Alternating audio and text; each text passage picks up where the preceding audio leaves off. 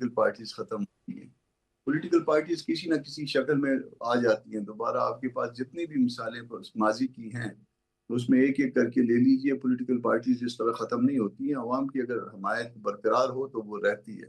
مگر ہم سب جو ہے نا ہماری ایک بایولوجیکل ایج ہوتی ہے اور اس میں بھی جو ہے نا وہ ہیلتھ کا ایشو اور دوسرا تیسرا جو ہے ہم آگے کی طرف ہر روز جو ہے نا آنے والے دن میں موت کی طرف بڑھ رہے ہوتے ہیں.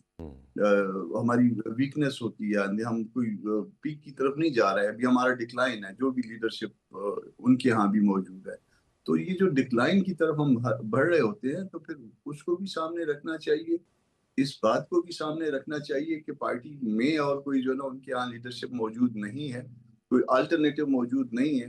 تو یہ سارا کچھ دیکھ کے پھر ان کو سوچ سمجھ کے آگے چلنا چاہیے. ویسے وہ خود بہتر سوچ سکتے ہیں مگر ایک پولیٹیکل ورکر کی طور پہ کیونکہ ایک سیاسی عمل ہے اور سیاسی عمل کو ختم کرنا جو ہے وہ کبھی بھی اچھا نہیں ہوتا, نہ ملک کے لیے نہ سماج کے لیے.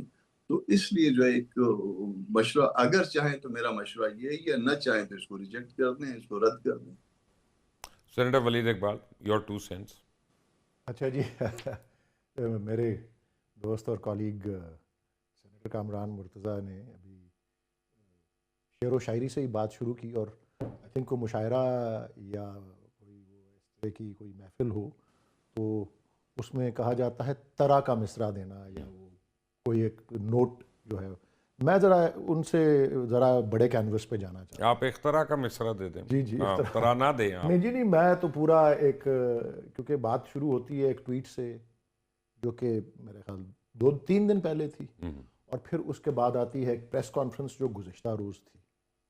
تو میں تو تھوڑا سا مثال میں سینیٹر صاحب سے ہی لوں گا, کامران مرتضیٰ صاحب سے ہی, لیکن اس کو میں کسی لیول دوسرے پہ لے جانا چاہتا ہوں. میں آپ کے آج کے پروگرام کا میرے نزدیک عنوان ہونا چاہیے شکوہ اور جواب شکوہ. ٹھیک ہے, کیونکہ میں نے اس حوالے سے یہی میں سوشل میڈیا میں بھی ایک دلچسپ جو تشبیہ دی گئی اس ٹویٹ کو اور اس کے پھر جواب میں پریس کانفرنس کے آنے کو, وہ شکوہ اور جواب شکوہ کی سرخی میں نے دیکھی تو میں نے وہ یوٹیوب کا کوئی ویلاگ تھا, میں نے اس کو نہیں دیکھا, لیکن وہ سرخی مجھے دلچسپ لگی اور میں نے سوچا یہاں یہ وہ عنوان دے دوں.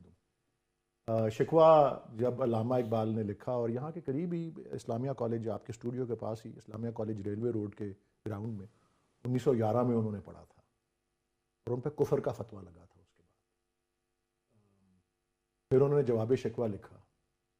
اب ان دونوں نظموں کو آپ سے میں صرف تشبیہ کے طور پہ عرض کر رہا ہوں. شکوہ میں 31 سٹانزاز ہیں, 31 بند یا 186 مصرے ہیں.